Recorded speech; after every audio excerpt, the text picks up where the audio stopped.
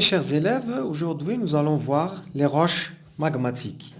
Les roches magmatiques, l'année dernière vous avez vu les roches sédimentaires. Dans cette année, vous allez voir les roches magmatiques. Les roches magmatiques, ça veut dire qu'ils sont issus d'un magma. Et un magma, c'est une composition de roches fondues, c'est-à-dire des roches à l'état liquide. Tout d'abord, on va répondre à une question, c'est quoi? C'est quoi une roche magmatique? Donc, c'est quoi? Donc, les roches magmatiques, c'est un ensemble de roches. Ces roches-là, elles sont fondues, c'est-à-dire elles sont à l'état liquide. Un ensemble de roches fondues issues, c'est-à-dire elles viennent de la fusion partielle. Fusion, il y a l'NCR. Fusion partielle. Fusion partielle des roches, c'est-à-dire des roches préexistantes, et ils proviennent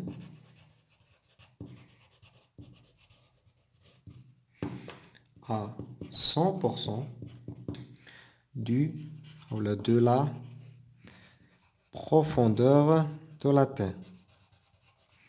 Donc, il provient à 100% de la profondeur de la Terre. Maintenant, sur la Terre, ou à la surface de la Terre, comment on observe les roches magmatiques? On les observe sous forme de volcans. C'est-à-dire les volcans, c'est les roches magmatiques qui arrivent en surface qu'on appelle les roches volcaniques. Voilà, ça c'est la carte de la répartition mondiale des volcans. Les volcans, ils sont représentés ici par des triangles rouges. Donc, on voit les volcans dans les zones de divergence entre les plaques, c'est-à-dire les dorsales océaniques. On les voit également dans les zones de subduction.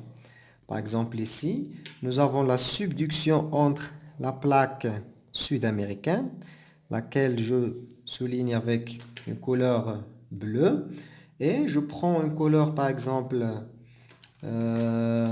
marron, par exemple, je vais souligner la plaque de Nazca. Donc, ici, c'est Nazca.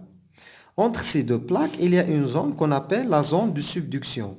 Et entre les deux, il y a des volcans. Très bien. Donc, à la surface de la Terre, les volcans se forment dans deux zones principales. Il y a d'autres zones, on va les voir dans d'autres vidéos. La première, c'est les dorsales océaniques. Donc, dorsales océaniques, c'est-à-dire entre deux plaques qui sont au mouvement de divergence, c'est-à-dire une plaque qui s'éloigne de l'autre. Par exemple, ici, la plaque africaine, il s'éloigne de la plaque sud-américaine. La deuxième zone, c'est les zones de subduction. Donc, zone de subduction. Voilà, ici, nous avons la plaque sud-américaine. Il s'approche de la plaque de Nazca. Il y a un mouvement qu'on appelle le mouvement de convergence. Très bien. On va commencer par étudier les séismes au niveau des dorsales médio-océaniques. Et après, tout de suite, on va passer aux volcans, aux roches magmatiques des zones de subduction. Donc, pour comparer les roches dans la dorsale océanique, on va voir comment se forme un volcan au niveau de la surface, au niveau de la dorsale océanique.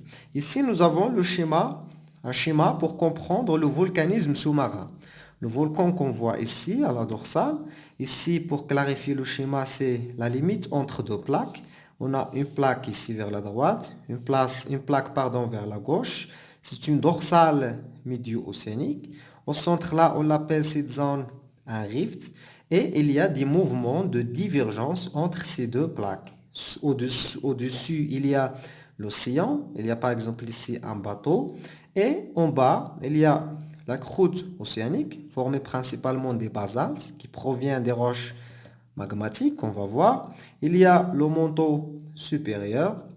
C'est la fusion du manteau supérieur qui va générer ces roches fondues, ce magma qui va donner les roches qu'on appelle les roches magmatiques. Donc, on a deux principaux roches magmatiques au niveau des dorsales océaniques. Si le magma parvient à la surface, il va se solidifier rapidement. Pourquoi? Parce que nous allons schématiser ça. Nous avons par exemple ici, nous avons un cheminée. Vous avez vu les composantes d'un volcan. Et ici, une chambre magmatique. Ici, c'est la surface. Et il y a ici le volcan. Ici, ce sont des roches, par exemple, de la croûte, etc.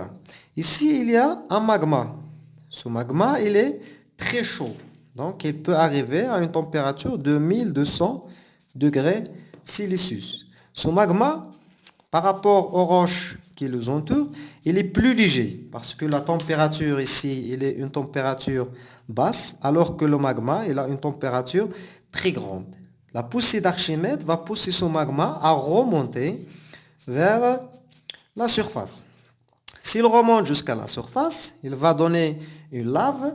Rappelez-vous, il est à 200 degrés Celsius. S'il se solidifie, donc solidification, c'est-à-dire il devient solide. Solidification, là, on l'appelle aussi cristallisation. Cristallisation à Tabalor. Si il se solidifie en surface, la température en surface elle est très basse, donc température très basse, donc il va se solidifier rapidement. Et il va donner les roches qui composent la croûte océanique, c'est les basaltes. Alors que si, par exemple, il se bloque ici, il se solidifie en profondeur, la température ici, elle est proche de la température de magma, il n'y a pas une grande différence, donc il va se cristalliser, il va se solidifier lentement. Donc il va donner des roches comme les roches qu'on appelle ici, sous de la dorsale, c'est les gabbros.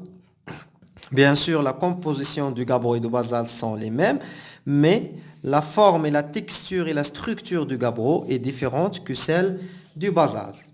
Voilà. Par exemple, ici, voyons ce schéma. Si le magma arrive jusqu'à la surface, qu'est-ce qu'il trouve ici? Il trouve l'eau de mer. L'eau de mer, elle est très froide, donc elle va se solidifier rapidement ici et elle va donner des roches qu'on appelle les basaltes. Ce sont les basaltes qui composent les fonds des océans. Alors que, donc ici, on dit basalte.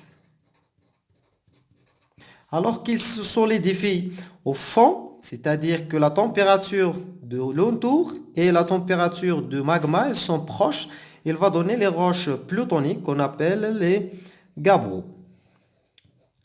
Voilà, donc au niveau de la dorsale océanique, il y a deux types de roches. Il y a les basaltes, si le magma arrive en surface, en contact avec l'eau de mer, et il y a les gabbros, si le basalte se solidifie à l'intérieur de la terre, c'est-à-dire il y a une cristallisation ou bien une solidification lente, c'est-à-dire il n'est pas vide. Très bien. Maintenant, on va dire que la structure de basalte, elle est différente de la structure de gabbro. On va observer ça. Voyons le basalte en premier. On voit le basalte, on ne voit pas de cristaux. Il est de couleur à peu près homogène, c'est-à-dire qu'il est constitué de verre. Il n'y a pas de cristaux. Alors, voyons avec moi le gabbro. Voilà le gabbro. Il est constitué de cristaux. On peut voir les différents cristaux en blanc, en noir et en marron. Ce sont des cristaux qui composent le gabbro. Pour comprendre plus, on va observer ces deux roches à l'aide du microscope polarisant. Le microscope polarisant, c'est un microscope juste pour regarder les lames minces des roches. Il donne plus de détails que le microscope normal. Vous connaissez le microscope optique. Ça, c'est un nouveau microscope. Vous allez le voir en université. On l'appelle le microscope polarisant. Il est utilisé pour observer les roches. À partir de l'observation microscopique de ces deux roches, le basalte et le gabbro. On va comparer ces deux roches, le basalte et le gabbro. On commence par observer par exemple le basalte. Le basalte, on a dit, il y a une solidification à la surface de la mer, c'est-à-dire en contact avec l'eau de la mer.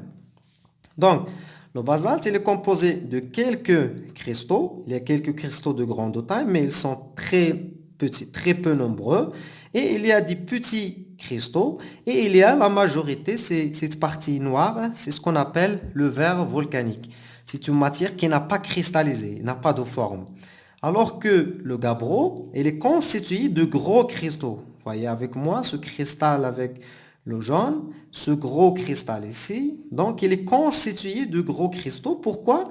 Parce qu'il y a une solidification lente en profondeur, une solidification ou une cristallisation lente qui a donné le temps au gabbro pour cristalliser tous ces minéraux. On ne voit pas de verre volcanique. Par exemple, ici, vous voyez cette partie noire, c'est le verre volcanique. Il est absent dans le gabbro. Donc, la question, c'est comparer les deux lames, puis compléter le tableau. On a deux roches magmatiques, le basalte et le gabbro. Composition minéralogique. Le basalte, il est composé de certains cristaux. Par exemple, ce cristal ici en vert, c'est l'olivine. Le numéro 2, c'est la pyroxène. Voilà, pyroxène. Le numéro 3, ce sont des microlithes, ce sont des cristaux allongés, donc microlithes. Mais la majorité, c'est le verre volcanique, c'est-à-dire une matière qui n'est pas cristallisée, il n'a pas de forme. Maintenant, pour la taille des cristaux, elle est variable.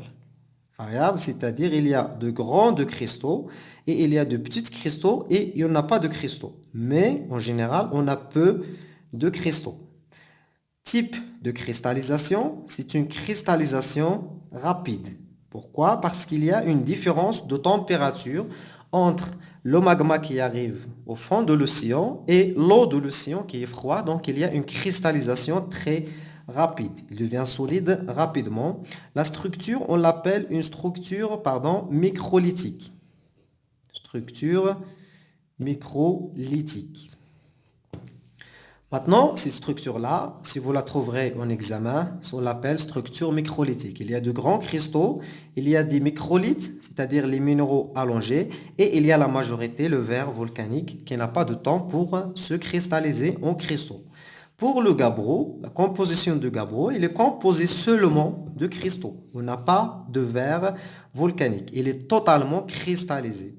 Donc, il y a l'olivine, il y a le pyroxène, et il y a les plagioclases. Pour la taille des cristaux, elle est grande, voire même très grande. Le type de cristallisation, c'est une cristallisation lente. Voilà, on a le magma ici.